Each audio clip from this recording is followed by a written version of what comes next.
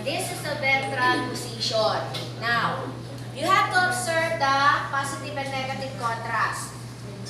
Sa negative, nasa may posterior portion. Alam mo naman kung nasa ng posterior dahil nandoon ang inyong sacrum and coccyx. Diba? Remember, ang sacrum and coccyx mo ay nasa posterior portion. Kaya kung ang pasyente mo ay nakadapa, nasa taas yung sacrum and coccyx. So kung nasaan yung sacrum and coccyx, nandun din yung posterior portion ng iyong rectum. Okay. So kung ito yung iyong rectum, ito yung nasa taas.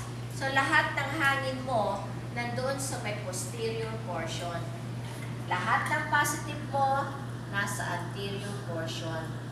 Now, ang central ray mo dito ay horizontal, hindi vertical. Okay? Horizontal ang central ray mo dyan. Okay?